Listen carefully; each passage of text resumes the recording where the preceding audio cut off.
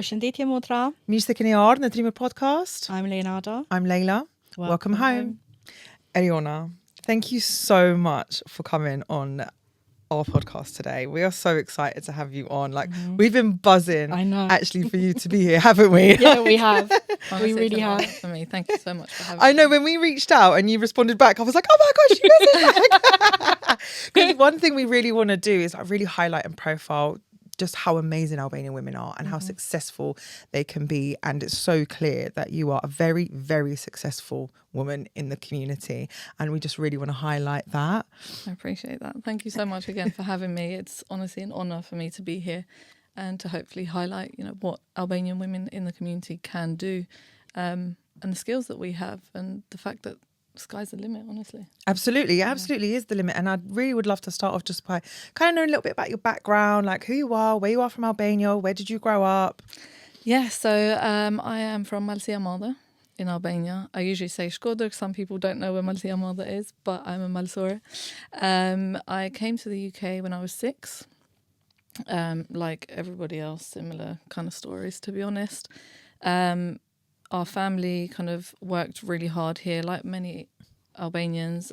My dad was a major in the army back in Albania. When he came here, obviously there's a huge shift Huge in cultural difference. Yeah, absolutely. And also going from somebody who's like up here to being nobody here, right? So when he came here, he got into accounting, ended up starting his own business, and that's when I joined at the age of 13, because we know what our parents are like. 13 years old, what are you doing? You Work need to hard. See, learn the value of money, which in hindsight now I'm very grateful for, to be honest, because it's taught me to keep going, and that you have to work hard to succeed. But that's kind of where I started my journey, my career, which has led to where I am now. Fantastic. And what was it like growing up, I guess, in a household where you did go from such a big cultural shift, and especially like you say, like your dad being a major in the army and then coming to the UK? Yeah, it was very different, right? Growing up in school, I say to people, I've done my army time, right, in our house, because it was run like the army barracks. There was one time we were due to go on holiday. We went by car. We were going to Albania. We had a car crash in Germany, and it was, I think it was Christmas Eve. We came back that same night. My dad in the morning, so we're all like done, we're not going to Albania because we've just had a car crash, the car's not going to be okay. So we all go to sleep thinking it's all done. My dad had gone to the mechanic in the morning On Christmas Day. And he comes back home, is in the hallway, and he's like, it's 9:00, 9:15, I leave to go to Albania. Whoever's in the car is coming with me. Whoever's not is staying. It's like you snooze, you lose. Yeah, literally. And They're he's all not like that, though. joking. They're all like Honestly, that. He wasn't joking. I came out, thankfully I was awake in bed. I came out with one arm of my coat in, one boot on the other one in my hand, and my hairbrush in my hand. And as I was getting into the car, I was the last one in, the car started to move before I'd even closed the door. God. So he wasn't joking. So that's the kind of thing that I've been used to growing up. And I think when you're at school, trying to explain that to people who are not from our background, and typically I've always went to schools where there weren't any other Albanian people there. Same. It was just me. And you hear of other people where it was full of Albanians, so they had each other and they could understand each other, but I didn't. So when I tried to explain to people, and they'd be like, what? Well, why are you not allowed to do this? I was like, it's just an Albanian thing. That's like kind of our religion. I didn't know how else to explain it. Yeah, you find yourself like not lying, but kind of like bending the truth a little bit, because you're like, I don't know how to tell them because they're never going to understand. It's a whole mindset thing, right? So, and that's not something you can change. No. Somebody. So it's just like, this is just what we do. And then when I did meet Albanian people, they're like, no, it's not like that. I was like, okay, well, this is what my family is like. But yeah, that wasn't easy in terms of like how strict it was, but I think it taught me great values, and in a way to be proud of. Well, this is who I am. Absolutely. And I think one of the things that's so amazing about the conversations that we've already had with you is the fact that you speak quite openly about how you even started on your journey with the business, with the family business. So I'd love to know a bit more about what was the inspiration behind it. Who was your motivation? Did you have a mentor growing up through being the age of 13? By the way, in the UK, you don't even have a national insurance number, but our parents didn't care. Absolutely not. No, but it was a family business, right? So, and at the time, because my dad had started up from scratch, there were no other accountants at that time that we knew, but there was a huge market there of people from Albanian backgrounds who needed to learn more in terms of financial literacy and things like that they had no clue about. So we saw a gap there, and obviously starting out, we couldn't afford full-time employees and things like that because you need to build up the business. So I joined weekends, holidays. I'd say to my dad, but Dad, like, I've got schoolwork, because education for my family was number one, right? Yeah. If I got 97% one time in my exam at school and I came home and I was like, yes, my dad's going to be so proud of me now. I'm like, here you go, because usually I would not give him my report card without like shivering. And I was like, all confident, here you go, and I got 97%. And he was like, wasn't it out of 100? What happened to the rest of it? And what happened to the rest of it? The final 3%. What happened? Yeah. The next year I got 100%, and I was like, right, now there is nothing he can say. So super confident, here you go. And he was like, well, what do you want me to say? Like, well done, it was out of 100. That's what you're supposed to get. So you only did what you should have done. It's really high expectations. Yeah. And so I started off, weekends, and I said to him, I've got school. And he was like, who told you shouldn't do school? You should go to school, do your homework to the best of your ability or quality, and come to work. I'm not saying you shouldn't do your homework. So none of that works. You need to do all of it at the same time. Everything, yeah. And like housework and everything else, because you need to learn and all of that. So from a young age, I was used to always having to do something, working, studying. It was always learning kind of how to juggle. So I think my parents were my motivators, people who pushed me even when I didn't want to. And I think that's so important, especially now I'm seeing in the younger generation. There is that expectation of I shouldn't have to work too hard. I shouldn't have to do this. And I feel like there is kind of, you need to push them because your children don't know what they like yet. So with my daughter, I push her to try everything. So it gets to a point where she chooses then what she likes based on all the experiences. So I'm grateful for that. And as I said, that's kind of what I've taken with me in life since then. Being able to handle so many things, because life is not easy, right, for anyone. No, not at all. No. And you're so right. Life isn't easy. And the thing about what Trime is putting that magnifying glass on is that actually, as Albanian women, we have that added layer of that intersection of our identity that does make life even more complex for us. Absolutely, it can do. But I feel like I was prepared for life and everything that's happened since then. Obviously, I mentioned to you girls when we spoke before, at a young age, I also had an arranged marriage because it was something that we were brought up, like my parents had an arranged marriage, their parents had one, and it was just the norm.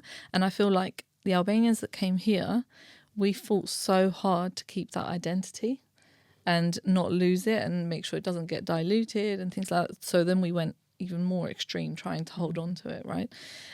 But that was the norm, and I had an arranged marriage. Didn't work out how it should have done because I was always brought up in you have to be independent, you have to be top of your game, and that was very different to what ended up being, happening with my arranged marriage. But I was tested on another level, but I came out of that so much stronger.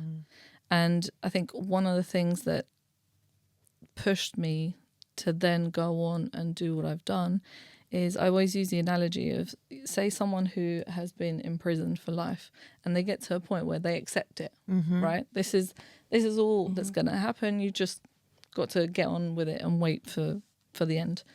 And then one day someone comes and says, after however many years, opens the door and says, here you go, walk out. You're even too scared to walk out because you think, I don't know what freedom is like. Yeah, but you also don't want to have false hopes. So you're like, can I? And that moment that I left, it was just like, I cannot explain what lifted off of my chest. the moment I was out of that situation. But then I used that as I've just been given another chance at life. I felt reborn, and I was like, I'm not going to waste a single second, because if I'm healthy, all my body parts work fine. I'm lucky enough in the situation that we are at. There is nothing stopping me from achieving. Absolutely nothing. So if anything, that helped push me, and hopefully for my daughter, because I had a daughter out of that, just to show her that the sky's the limit. It's not the end. Absolutely not. And I think that's something that, whilst, you know, we were so keen to talk about like your financial independence and the success you've had in your business, what you're saying is so important, because leaving someone who's abusive or perpetrator is not the end, that there absolutely is an amazing life afterwards. And creating that safe space here with Trime is what we want to do, to show women that there is a way out, that there is light at the end of the tunnel. And you highlight that so perfectly with your own lived experience. Honestly, I feel like there is no situation that cannot be overcome. There's only one thing that's guaranteed in this life, is birth and death, right? Yeah. They're the only two things that are guaranteed. Everything else is something that we make up in our minds, and we live by whatever's in our minds. You know, so if there is a situation that is not good, we can fix it. There's nothing stopping us. Absolutely. It's all a mind shift and mindset change that's required. I agree with that so much, don't you? And I think that that's where, when we were, developing Trime developing this, we are today 1 month old. 1 month old today. One month anniversary. so we're it's grown so quickly. We're talking like we've been doing it for years, but it's only been 1 month, and that's something that we really connected on, and why we, wanted to make this happen was with exactly for what you're saying, to show the women that there absolutely is a different life, that it's not just about being submissive, because I think that's the messages that we're told. Yeah. But I think even with that, right, what's really important, what I've learned in life, is to be open-minded with everything. There are times where I find myself as well having a certain mindset, and I'll go back and think about, why am I thinking that? What's the reason? Because that's how it's done. But who said that's how it's done? Let's be curious and see what's behind that, why it was done like that. Maybe that was a different era and it was right for then, but it's not right for now. My dad always uses this analogy of, like, in the past, everything was wood and stuff like that. Now we've got the technology, we've got different... It's like, you can't stick wood and metal together. They just don't. So you've got to analyse, what is life like now, and how can we adjust those mindsets, those traditions, because I'm all for tradition, where it makes life better. Absolutely, right? And we say that, don't we? And you're quite big on that, aren't you? No, yes, I am. I think traditions and cultural expectations for the new generation, for our generation, and for the new generation, like your daughter, need to develop. They need to progress. Our women have so much potential. You are a living proof of it, and we want Trime to really be the stepping stone for these women. And something I'm really curious about is how you navigate those cultural expectations, that tradition, whilst also having the ambitions in your business. It's difficult to navigate that, honestly, because you need to uphold some traditions, but then some don't fit with what you want to do. But one thing that I'm, as I said earlier, is being curious. We haven't got to where we are with technology because without people being curious. Things were done a certain way. Well, let's see, can we do things a better way? We've gone to where we were, let's say, 100 years ago to now. It's very different. They had to be curious to see how we can improve. So it's keeping that open mind, being able to respect everyone's kind of opinions. Because what works for me or you doesn't necessarily work for somebody else. So if someone does want to have, let's say, the arranged marriage, or wants to be a housewife, or wants to be, then, if that's what they like, then that's what they should do. And they shouldn't aim to be someone, who's reaching for the stars in terms of work goals and stuff like that, because they would be just as unhappy as somebody kind of vice versa. So I think if you've got that open mindset, that's where you're able to respect everyone's opinions, collaborate with each other to hopefully move forward and change other people's opinions as well, by asking questions of, well, why is it like that? And sometimes when they come back to you and they're like, I don't know. That's just how it Yeah. is. It's just it how gets them it's thinking. exactly. And that's what we're really hoping to do here, because what we realize is this underlying theme that we keep coming up against is women who are now coming forward, and like yourselves and other guests that have been on and guests that are coming in the future. What we've identified is actually the underlying theme is safety. Yeah. That there seems to be this thing that actually we're safe enough to come forward. And like you say, that seems like at the moment that that's a privilege, even though it shouldn't be. Safety is essential. It's a basic human right. But whilst we have that, I feel like it's the best social thing to do is to come forward and provide this space for the women in our community. I think speaking up is so important. It is so important. And having that safety and being in a position to be able to do that, but sometimes someone has to be the first person to do it. Yeah, Someone probably. has to take the beating. Honestly, it's really funny because, as I've spoken so many times publicly on my social media and here on the podcast, is I was married with a man outside the culture, had a child with him, and then I left him and was like, actually, I'm not straight, I'm a lesbian. And so I've had to do that twice. And my mum went back home once and said to my cousin, why me? Like, why me? Why my daughter? And my cousin said to her, yeah, para, yeah, duta.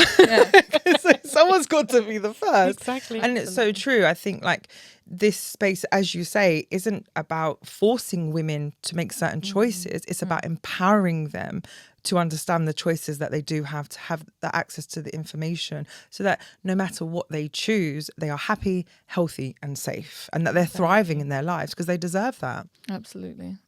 I think going back to kind of where I was, if I'd have had this, well, I don't know, with the mindset that I had, even if I'd watched something like this, if I'd have been fully invested in like, yeah, that's what I want to do, I want to change. I think sometimes you have to go through things, which is unfortunate, but the more we make it a norm that it's okay to be yourself, whatever yourself is, Absolutely.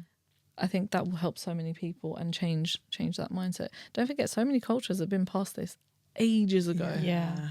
And I But- say this all the time, that it feels like other marginalised ethnicities have already, it seems like they've already done this work. Seems like they've already had this kind of progression. I'm just so keen for it to happen for our women too. When you consider where Albania and Kosovo was, like our parents were in a dictatorship for half their lives, right? Where they weren't even allowed to speak another language or watch another show that may not be Albanian, because it might be, the enemy, and they were prepared for war and battle against this unknown enemy, which didn't exist at the time. But in a way, it wasn't kind of their fault. That's where they were, and it's going to take time. Yeah, absolutely. to- Yeah, To absolutely. see, consider how much has changed in the last 20 to 25 years. Yeah. Go back to Albania or Kosovo now, it's like a completely different, forward-thinking world. And even we said this a lot, but I was having the same conversation with my mum yesterday, and she was like, like to go back home in Kosovo, they're completely different to us. Yeah. Like they've had such a huge progression, and we've maintained this kind of capitalist mentality that we absolutely need to, like you say, we have to stay stuck here because otherwise we're going to somehow, I don't know what they think is going to happen if we progress, but they think it's going to happen. Like you say, this hidden enemy that doesn't exist. But you know what? I think there is an identity crisis for us, though, because here we're foreigners. We go back home, we're foreigners. We're known as the outsiders who live outside. So it's like, where do we belong? We're stuck in this limbo. I feel like our kids are more kind of grounded, and they understand that they are here. They've got a stronger sense of identity. Again, I don't want my daughter to lose, or my son to lose, that fact that they are Albanian. I think it's something they should celebrate and be proud of. Absolutely. But that's where we were stuck. And I think this is where we struggle here with kind of progressing as fast as they have done back home. Yeah, and I think it's also down to, because each time I go back home, I can't wait to go home. And then after the first day, I'm like, I need to go back home. I need to come back to England.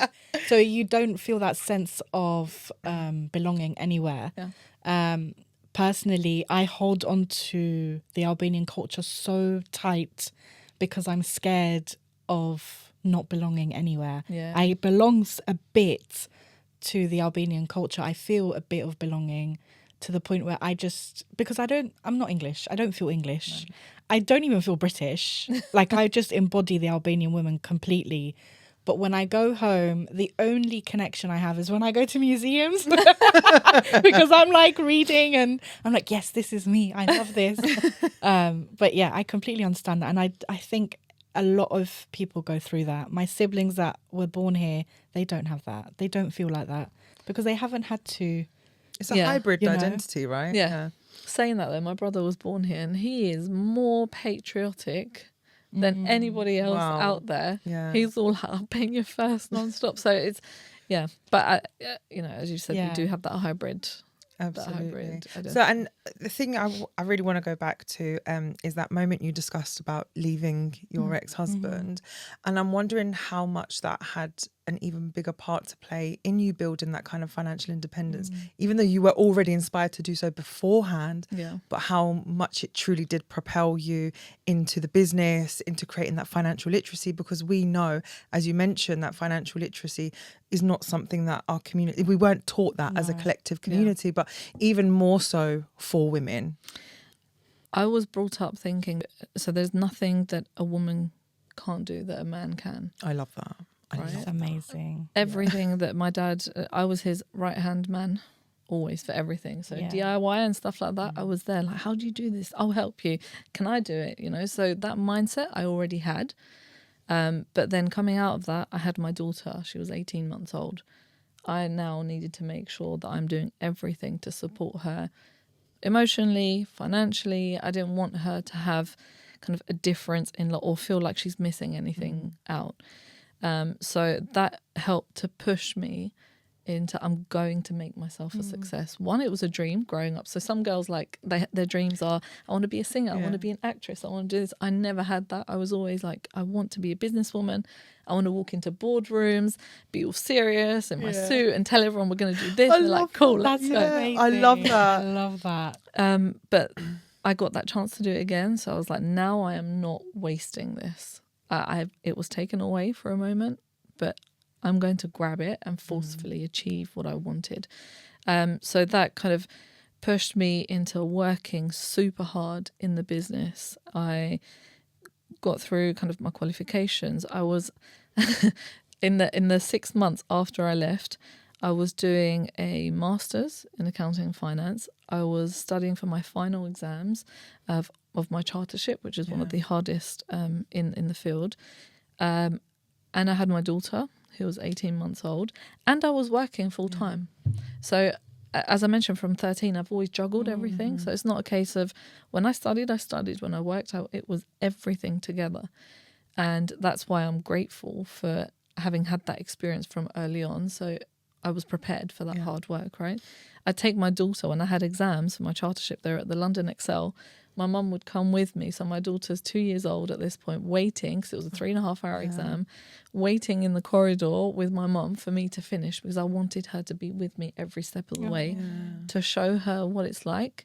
Obviously, a 2-year-old, you can say, what do they know? But no, they know. It's their first memories. You never know what they're going to be. So I want her to remember that, okay, since my first memories are my mum working hard, this is what I need to do if I want to get to XYZ, so that really helped push me. And then you get the bug. You absolutely love it. And even with work, getting outside of my comfort zone was key for me. So I was running the business, but when it came to making an announcement to the team, I was so shy.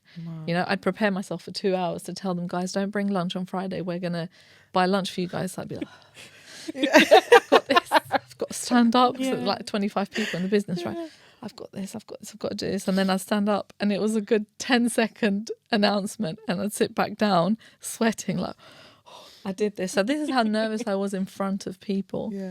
And over time, I kept putting myself in those uncomfortable situations, being curious. And once I finished these 2 degrees that I was doing at the same time, I always wanted to do law when I was younger, but obviously having the family business in accounting, it made sense that that's where I was going to go. So I thought, I finished my chartership, I finished the masters. Let me see if I can do something in law, just to because I haven't done enough. I need more. For me, it was just to tick off that childhood dream. I got so inspired by Legally Blonde. Yeah. I used to sit there and watch it and be like, wow, look at this. She's showing that anyone can achieve what they want to. I wasn't that stereotypical blonde, pink and all of that stuff. But for me, it signified, look at the stereotype of where she was and the hard work she put in. It can be achieved. So why don't I give it a go? So that's kind of where my passion for law came from. And I did a master's in law and international banking and finance to kind of tie into my field. And I was sitting there in this master's, right? Bearing in mind, I hadn't done an undergraduate or anything in law. I went straight to master's, and in my class were like barristers and things like people like that. And they're talking about subsection this of law this, and I hadn't studied any. I'm like, taking notes. I got this. Like, I better read up when I go back home, so I've got no clue what they're talking about. But I finished that successfully whilst working as well. And at this point, I was also transforming the business. So our business grew to 25 people. We had 2,000-3,000 clients at the time. And there was a change with making tax digital. It was a government kind of change that we had to change how we were working. But no one was really talking about it. I started to read up on it. And I was like, this is a change in law. This is going to affect us and our clients massively. So I started to read into it, contacted different vendors that were in the space, and I walked into this world that I did not know existed with technology. And for me at that point, it wasn't a case of we need to do this to be compliant. It was we need to do this to completely change our business, how we work with our clients, and change our lives, because we were working 7 days a week. Like, my dad worked 14 years, 7 days a week. It's not sustainable. And what's the point in starting your business if you're the first one that comes, last one that leaves? You're there working 24/7, you know? So I thought, I'm going to change the business completely. When I went to my dad, at this point, I've got the license in my name. As a chartered certified accountant, and I said, you see everything we've done, I'm just going to destroy it all and start from scratch. And it's going to be so much better, trust me, because in my head it's going to work. He was like, cool, you carry on, we'll lose everything, we'll be back on the streets, and you know, but you got an idea, go with it. If you want to destroy everyone's lives, fine, go ahead, do it. Just do it. But because I was had a brought vision up, though. I had a vision. This is what I'm hearing, like everything you're telling me, this wasn't just another business idea. What you had was a vision by putting yourself in these really uncomfortable, because we do not grow where we are comfortable. Absolutely. No. You were putting yourself in these really uncomfortable, you know, spaces because you knew that's where growth and opportunity was. And out of that you gained this vision. Absolutely. And I said to my dad, it's your fault for making me so strong-headed. You know, you made me like yourself. I don't take no for an answer, so I'm going to do this no matter what happens. I'm going to see it to the end. And 6 months went by trying to get the team on board, but because no one else was talking about it, they were talking to their friends in industry, and they're like, I've never heard of this. That sounds like a sinking ship. After 6 months, I was like, right, guys, I've had enough. We're going to do this my way or the highway. This is our goal for the business. My vision is we're going to get here. If you want to stay on the journey with us, great. If you don't, you may as well hop off now, because I'm not stopping. And at that point, within 6 months, we transferred thousands of clients all onto this new digital process and changed the way we were working. Clients weren't speaking just to me and my dad anymore. They were open to the team. It just made such a better kind of life, even for our team, because they were able to have conversations with clients. Because they didn't trust them at that point. It was just, I know, what's Ariane and her dad saying? Like, we need to go back and make sure they check it to give their final stamp of approval. And then COVID came around. We were digital. We were able to work. My gosh, so you were, because anywhere. actually one of the things we wanted to talk to you is about how quickly you adapted, but Yeah. you'd already put those adaptations into place because you had the guts to be different to what everyone else was doing. Honestly, when they announced lockdown, we were like, okay, so we just need to make sure we distribute laptops to everybody. And we just carry on working. We were working way more than we were before. More productive. Whereas other accountants, they were furloughing 80% of their staff. Wow. And all those business owners did not have anyone to support them. Wow. So we were understanding, or trying to understand, all the legislation that was coming out at that point. I'd never heard of furlough before. Most of us didn't even know how to pronounce it. We were like, what is this? Trying to figure out what it meant, how it needs to be put into practice, and then translate it into a language that makes sense to small business owners as well. It was not easy, and things were coming out on a daily basis, right? So trying to keep on top of it was so not easy. And we were almost like a therapist for our clients. They'd call and say, listen, I don't blame them because it was an unknown, right? What's going to happen to my business? Do I get any money for support? I've got bills to pay, but I'm not allowed out to run my business. So during the day, I spent most of that time just saying, yeah, this is going to happen. We're going to apply for this. You're going to get this. And then once 6 o'clock hit, when we were officially closed, that's when I actually did the work. Yeah. There were times where I went home at 4 a.m. because that was the only time I could actually do the work. And then we'd have phone calls 3 days later from the same people saying, have you done this? So it was just a constant, on the phone to people, but we were able to support all of our clients. And I did it in a specific way to make sure that there wasn't going to be any backlash, because so many people got so many kind of like bounce back loans and furlough and things like that they shouldn't have done during COVID. Yeah. One, because they didn't know. They just thought this money's available, everyone's getting it, so I must be allowed it. But I knew at some point the government will come back to find out what happened. And we're seeing that now, right? And our clients, we have no issues because everything was applied for by the penny. So if HMRC come to investigate, I'm like, here you go. Wow. Yeah. Now our clients are saying to their friends, yeah, my accountant did it this. I have no issues. I've got no penalty. So you were really providing a lot of not just there's like a lot of education, I guess, that went behind that, because you understood it's, I guess, and then you thought, let me pass this knowledge on into the business to help the community, essentially, because if the majority of your clients are from the community, that's actually amazing what you did for them. It was not easy at the time, especially when they said, yeah, but my friends are getting loads of money. And I was like, I appreciate that, but that's not going to happen with us because I'm looking out for you now. Yeah. Because in up to 6 years' time, because they can look, 6 years back, HMRC, or even longer if they wanted, but they will ask for that money back if it was not done correctly, which we are seeing now. Yeah. I was going to say, we are huge amounts being requested, which now is meaning that those businesses have to close. They'll go bust because there's no way they can afford it. HMRC is not going to stop. So at least I've given that. My kind of motto is, I want to sleep easy. If I sleep easy, my clients do. And if I'm sleeping easy, then my mind is clearer to give them the value that they need in terms of, right, let's talk about your business.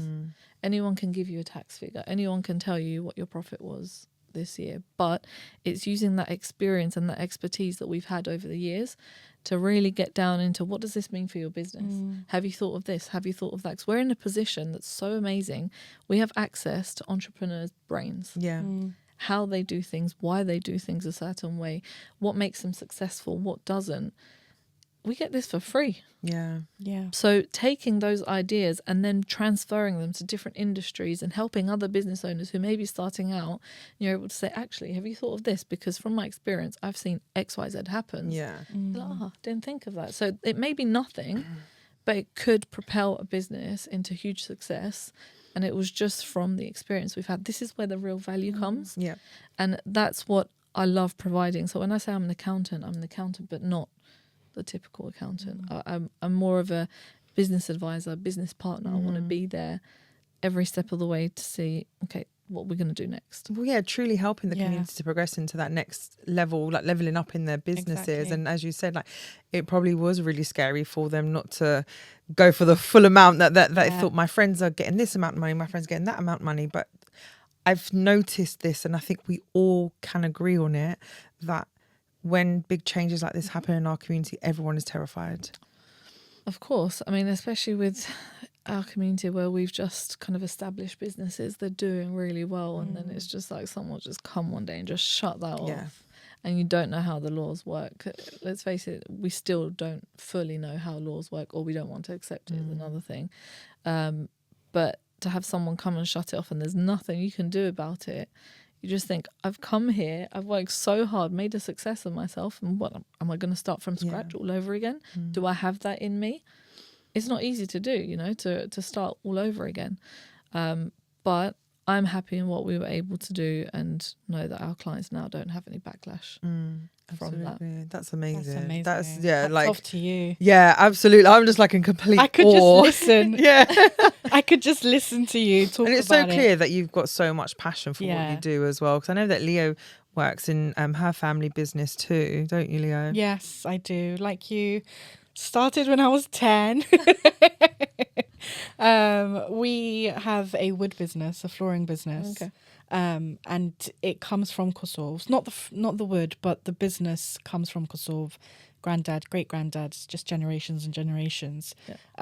And me and my brother manage it completely. We've Wow. semi-retired my dad. We've told him, stay away. Yeah. Like, you need to relax. Yeah. But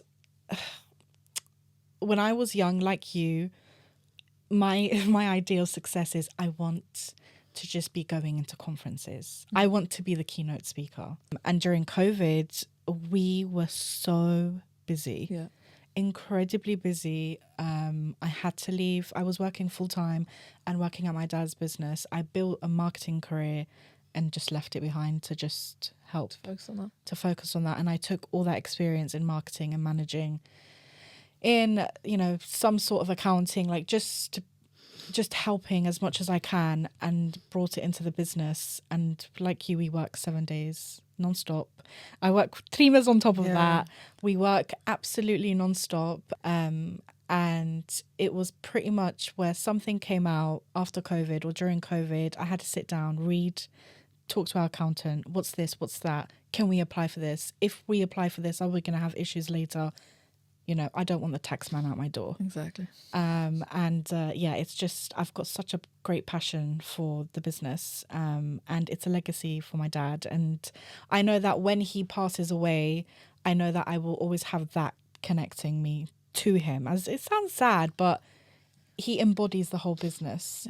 Yeah. It's just... It sounds like both of you are spearheading the businesses, though. Like, even though obviously they started with your fathers, that actually, if it wasn't for your vision and what you've been doing, you wouldn't have reached this level of success. Yeah, we wouldn't be in the same situation. We but I think that comes from us knowing how everything works here in the UK and thinking outside of that box and daring to dream bigger than they did. Yeah. So I feel like they have succeeded massively coming here with absolutely nothing. Like, my dad, I think, had £140 and one bag of clothes. That's all we had. Yeah. From that to having a business with like 25 employees and servicing thousands of clients, I think that's amazing. So for them, they've achieved as much as they can. Yeah. I think it's our duty to then think, what's next? Yeah. What can we do to grow this and make it even bigger success? And it's clear that you've obviously had your really great support from your parents and from your dad in the business, and you've been able to learn all of this financial independence for yourself. But I'm thinking about all the women in the community that don't have that kind of relationship with their parents, that don't have that kind of access to all of this knowledge. What advice, what words you have for them, and how important it actually is to educate yourself on financial literacy? I think it's so important, 1, to have the open mindset, 2, to be curious, and 3, to connect with people that you aspire to be like, because they will be able to guide you. So have a mentor, find somebody, even if it's just a couple of sentences in conversation here or there, just reach out to people and ask them, how did you reach that? Or how did you overcome this mindset? Or Network. A single sentence can make a huge difference. Absolutely. And I feel like networking, as you say, is huge in terms of opening your mind to what else is out there. You don't know what you don't know. I still don't feel like I know everything. And if I'm not learning something new every day, I feel like I'm going backwards. You do, don't you? Absolutely. Honestly. Yeah, you do feel like that. So I think having that mindset to just go out there and even task yourself with, I want to learn something new today. No matter how small that is, it's a little bit of progress. And it's consistency. Consistency helps you with those leaps to get to where you want to be, or further than you ever thought you would be. Absolutely. I didn't think, at the moment I'm a speaker at many kind of events, accountancy events. One of my speaking gigs, I spoke to 1,000 people. Wow. I was scared to speak in front of 20 people. Yeah. So I never thought, when I went on this journey and changing the business, that it would have the impact that it has done. And now I love speaking. So I'm a regular speaker at so many events because it's a passion of mine. I can talk about this. I can help other accountants. When I'm on that stage and I'm saying everything that I've done with my business, and I know where they are because I was there before, you see kind of in their head, they're like, wow, okay, yeah. That was me in the audience. When I decided to go on this journey, I went to every kind of seminar, panel talk, just to learn, just and to absorb as much information. I'm as very much much as like possible. that. I like that. I just like you. I'm also a public speaker as well as everything else on top, and everyone always says, like, how do you have the confidence? I'm like, well, I just do it scared. Like, even if I am scared and I don't necessarily, I'm like, oh my God, I'm talking in front of 300 people or 1,000 people. Like, I might be absolutely shaking, like that, but I still do it because, as I say, like, we don't grow where we are comfortable. And it's all, for me, I firmly believe in like both professional and personal development. Absolutely. And always trying to get to that next step. Like, okay, I've done this, I've achieved this. What next? Yeah. What more can I do? Yeah. If you're not nervous before something, there's something. It's And I time for think- you to move on. Yeah. And I feel like your Absolutely. passion takes over. You start, for me, the first 2 minutes is I'm so scared, and then my passion just takes over, and I get this adrenaline kick. And by the end of it, I'm like, I can do that again. Yeah. So, you know, because Exactly. it's your passion, it just takes over completely, and you forget anyone exists. Yeah. And also I think it's that reminder that a lot of the time what we hear in our community is this narrative of "Shkaka kurute." Yeah. What qualifications do you have to be doing this? As if like women don't deserve to be in these spaces. And then when you do prove that you have, you're a professional, you're an expert, you do have the qualifications, it's like "Tizdin koja." You don't know anything because you're a woman, and constantly being beaten with that narrative is exhausting for women in our community. And like to hear that you had such a positive experience and your dad really pushed you to achieve as much as what you have achieved now is, for me, like I just love that. It's just brings so much hope. Honestly, I think it's important to have someone behind you, but you need to have that fire inside of you. And I think once you get started, there's nothing really that can stop you. With my dad pushing me, I'm grateful because for him, nothing was ever good enough. The first time he said, well done to me, I was just like, what? Oh my God. Who are What is you? Where is my dad? You know, I was like, oh no, have I achieved my maximum? Yeah. Oh no, there's no more growing left to do. I pleased my Albanian parents. What am I going to do next? Honestly, so I when I finished my master's in law, I thought, what am I going to do? All I've got is work now. Yeah. Bearing in mind I'm doing this whole business transformation and everything else, I just thought I need to be doing something else. So I applied. My childhood dream was to go to either Oxford or Cambridge. Never in a million years did I actually think that was doable, right? So I applied thinking, worst they can say is no, I'm already guaranteed a no because I don't go there right now. So it's not going to be worse. And I got a response back and they said yes. And I was like, oh no. Oh no, now I've got to do the work. I have to do this now. But for me, when I told my dad I've got into Oxford, and that was something that was the kind of expectation for him. He said, you've come to this country, you have food, you have a roof over your head. I didn't have any of these growing up, and I was still top student in Albania. So there's no excuse for you not to go to the likes of Oxford. He was like, Oxford, Cambridge, Harvard, like one of Whichever these. one, just one of them. Yeah, one of just them. one of them. Not fuss. Yeah. One or the other. So when I got into Oxford, I was like, Dad, they've come back and they said yes. And he was just like, what? He was shocked. Yeah. And when we went, I think it didn't hit us until I went to see the uni beforehand. I went with my mum and dad. And my dad was just looking at the building. You could see like tears come down. He was like, honestly, well done. Now you've achieved what I envisioned for you. Like bringing you here, it was a good step because you've got to kind of the max of what I wanted you to achieve. Yeah. So that for me was like, wow, I wasn't used to it. I was just like stunned. Yeah. What do I do now? My dad just said, well done. I don't know what to do with this information. Literally.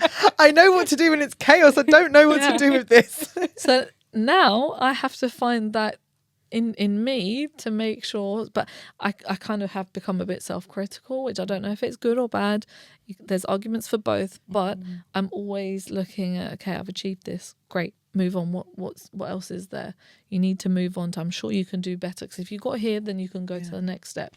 So now he's taken a back seat in doing that for me. Now I'm on it You're myself. doing it for yourself, Yeah, which can be tiring sometimes, but I feel like if you set yourself a goal, my thing now is set yourself a goal which seems completely unreachable, because you never know, you might get there. Or even if you get close to there, it'll be higher than the goal that you would have set if you thought, yeah, I could achieve this. And you get to that, and then what? You know, I dreamed to have a business that an accountancy business that I could run pretty much from my phone. I'm 95% of the way there. Did we ever believe that could happen? Everyone looked at me like I had two heads. Like, now what look is at she you. saying? Exactly. And now yeah. I'm just like, yeah, I can run my business from wherever I am. Yeah. I have that flexibility with my children and, you know, being there for them for times that are important. I'm not working 12 hours, 13 hours a day. It's created a work-life balance, Yeah. would you say? Absolutely. Because I have no work-life balance. Yeah, Like, I'm don't. so bad, but I think it's also seeing your progression, seeing where you're at now is really inspiring for me, because I'm at a point in my career and all the work that I'm doing now that we're doing together with Trime is that I have to put in that constant 24/7 work to get to that. Yeah, exactly. It will get there. But as you know, everyone talks now about work smarter. Yes, work smarter, but you still have to put in the Work hard hours. as You well. have to Yeah, I think a lot of the time it can be really lost at how much it takes to be really successful, and to have that entrepreneurship mindset is a completely different mindset Yeah. to people who work 9 to 5. And I'm not talking down on that. Everybody has a reason for why they do what they do. Like, Yeah. I'm really pushed by my entrepreneurial mindset, and not just any entrepreneurial mindset. I love to do like social entrepreneurial stuff, right? So to work in the community, with the community. But that's not something that just happens overnight. Like, success does not happen overnight. And I think a lot of the time that is really lost on people. Yeah. I think it's because of the social media.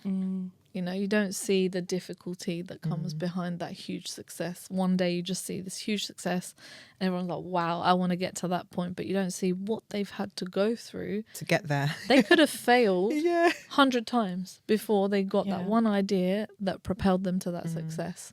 And I think that's so important, because every time they failed, they learned something new to get them to where they are now, kind of thing.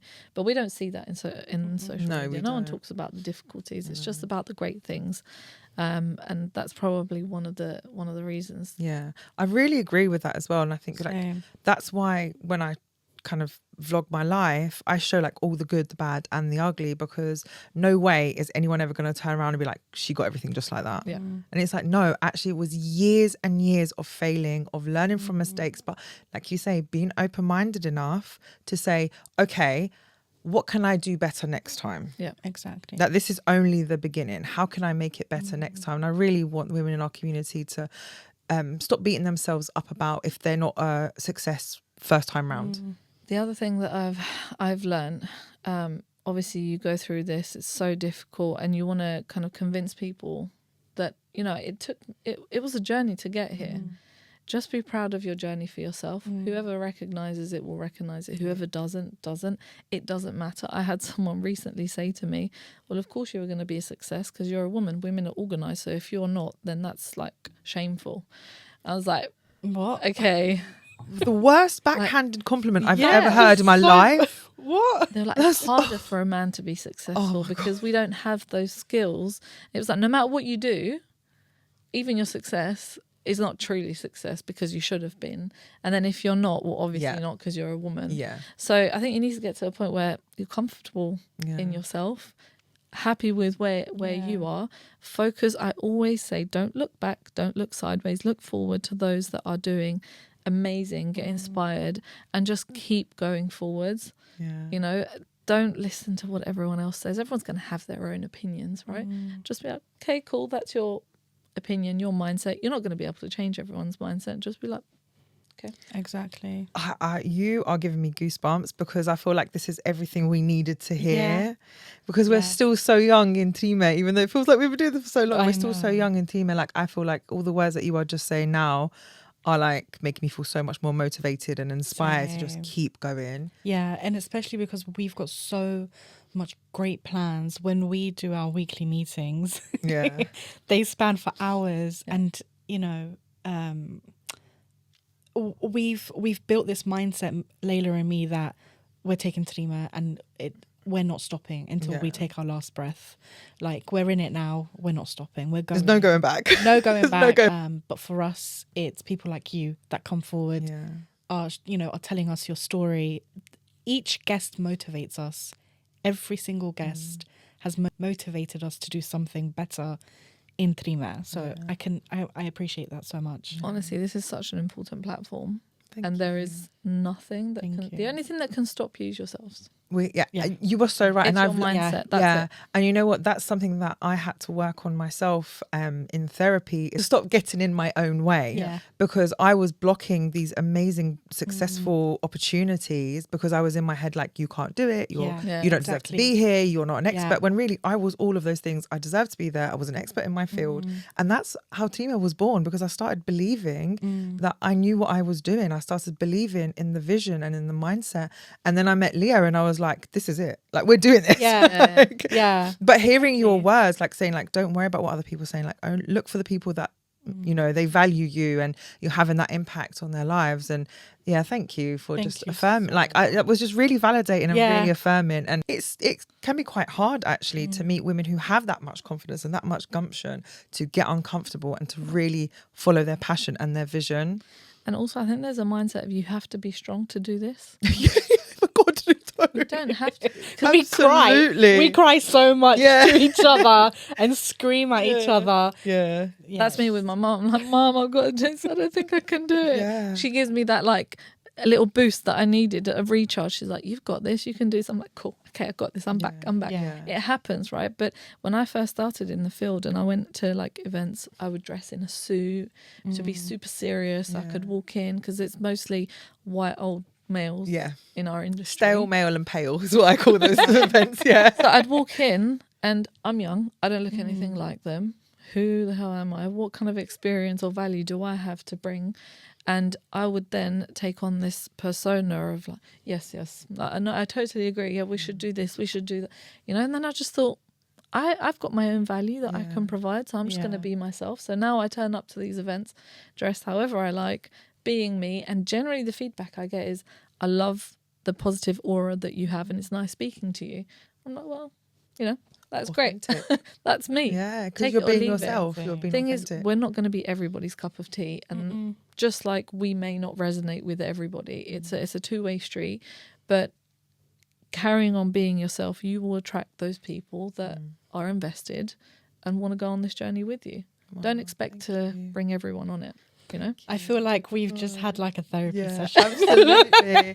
And I really, obviously we started this by talking about what your life was like growing up. I really want to end this episode, if you care to share what your personal life, because we've spoken so much about your business, but what your personal life is like now with your children and your partner. So I ended up I'm with someone who's not in our culture, so I'm with a guy who's Iranian.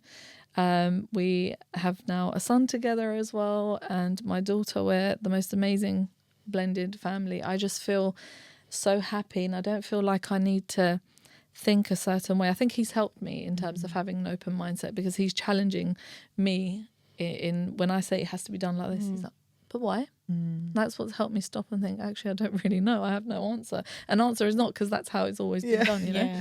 So that's helped me to have more of an open mind, and just being in a relationship that's a partnership, you know, and us discussing together, what should we do today? What shall we do for the next year? What's our plans for our family and things like that?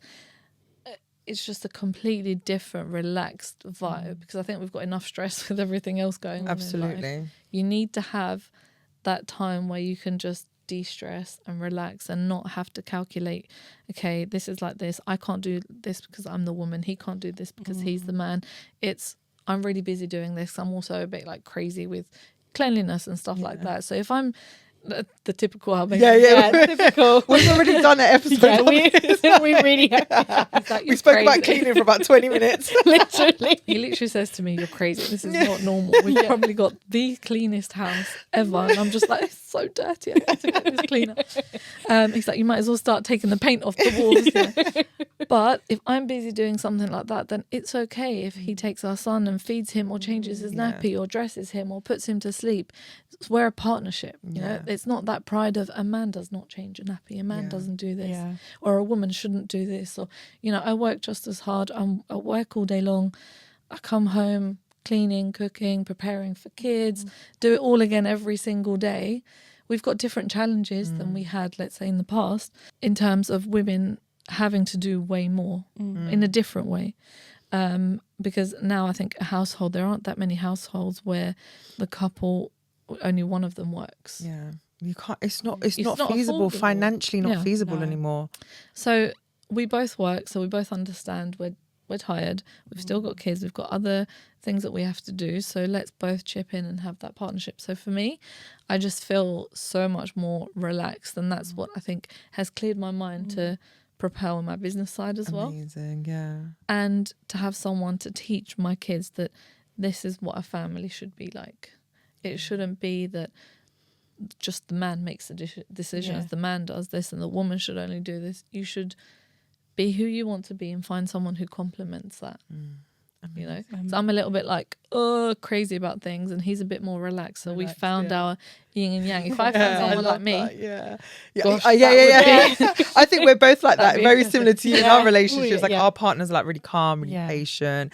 Like they're just, I don't know how they are with us, because like They just we're the handle complete us. opposite. We're like chaotic. And just like, but yeah, you're right. And I've absolutely found that in my own personal life. And I know that you echo that as well, that with that support from a really loving, patient, safe partner, we've been able to achieve everything we have achieved so far with Trime. and the other thing is what I've learned: you don't have to suffer to enjoy life. No. Why have we been brought up like you have to suffer if you're gonna get? No, you actually don't. He's just like, don't do this. Let's Yeah. enjoy our time. Let's do. I'm like, oh, I didn't think of it like that. It sounds like basic, like this is something that everyone should know. But we've got this thing. If we don't suffer, Yeah. we can't enjoy it. But you can just get on and enjoy life and just be a bit more carefree. Yeah. So personal life has just been, amazing. Thank you so much, Thank Leonarda. you. You've been absolutely phenomenal. And we're just so, like, as I said, we're in awe, but we're just so grateful that you've come forward and shared all of this Yeah. knowledge that you have. And I have no doubt that many, many women are going to listen to this and be completely inspired by you. I really hope so. I think if anything, if I can do anything, even if it changes one person's mindset, that for me is a huge achievement, because I know what it feels like to be stuck in that situation, to go through everything and then to be free as well. It's such an amazing journey to go on. So yeah, even if one person is helped through this, I think that's a huge achievement. But thank you so much for giving me Thank the you. time and the platform to be able to share my story. No, thank Thank you. you so Thank you much. so much.